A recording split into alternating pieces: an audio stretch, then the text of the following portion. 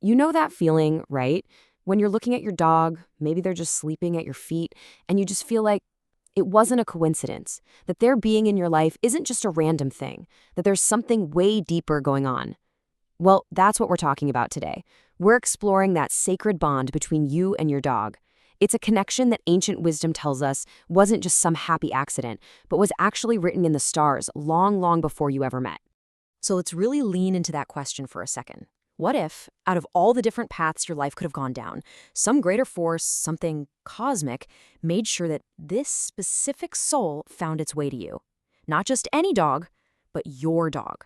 We're about to dive into that profound spiritual reason why.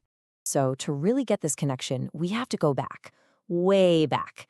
For literally thousands of years, humans have looked at dogs and seen more than just a pet.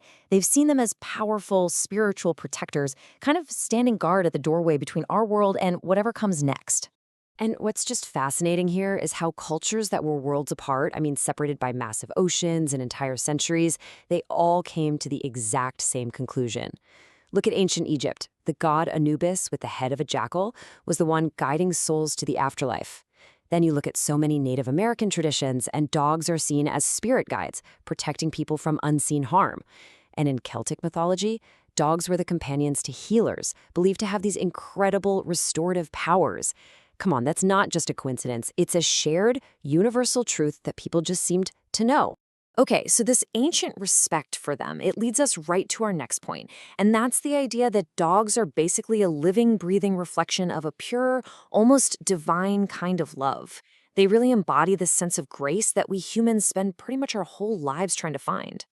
Now, some people might say, oh, that's just a silly word game. But you know what? A lot of spiritual thinkers see it as a clue. A little hint that the qualities we see in our dogs, that unconditional love, that total forgiveness, that loyalty that never ever wavers, that's a small, real piece of the divine, right there in our homes. And this right here just shows the difference so perfectly.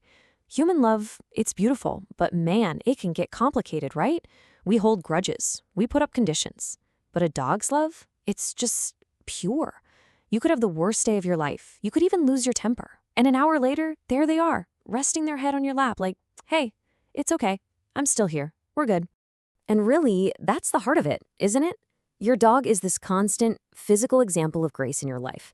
They don't need you to be perfect. They don't need you to be anything other than you. They just need you to be there. Their love is like this steady foundation, this quiet little reminder that you are absolutely worthy of affection, even on the days you don't feel like you are. So this idea of their pure presence, it builds right into their role as our protectors. And I'm not just talking about barking at the delivery guy. Dogs seem to be working on a whole other level, like they're these intuitive sentinels who can sense threats that we can't even begin to see. The evidence for this is honestly just astonishing. We have so many documented cases of dogs sniffing out cancer cells long before any medical test can find it. They wake people up from house fires. They can predict seizures before they happen. And on a spiritual level, they really act like our bodyguards, you know? They gauge the energy of people and places just to make sure we're safe.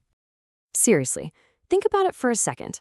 Have you ever seen your dog just react to something that wasn't there? Or get a really bad vibe from a stranger for no reason you could figure out? Well, a lot of spiritual traditions would say you better pay attention to that. They might be seeing something you can't, standing guard over your heart and your home. But it's not just about protection. Dogs are also these incredibly profound teachers. They don't need to read any self-help books or go on meditation retreats to get the single most important lesson of all, how to live right here, in this very moment. Yeah, this is their masterclass, for sure. For a dog, there's only right now. There's this patch of sun on the floor, there's this really interesting smell on the sidewalk, there's the person standing right in front of them who is their entire universe. They teach us to drop all our worries about the future and our regrets about the past, and just be. And by pulling us right into the present moment with them, they become these little social bridges for us.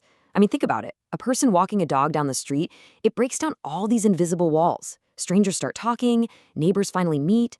In a world that feels more and more disconnected, your dog is out there actively rebuilding community, one happy little greeting at a time. So this all brings us to the final and, I think, the most powerful idea of all. What if your dog showing up in your life wasn't random at all? What if it was a predestined meeting? an agreement that was made between two souls before you were even here.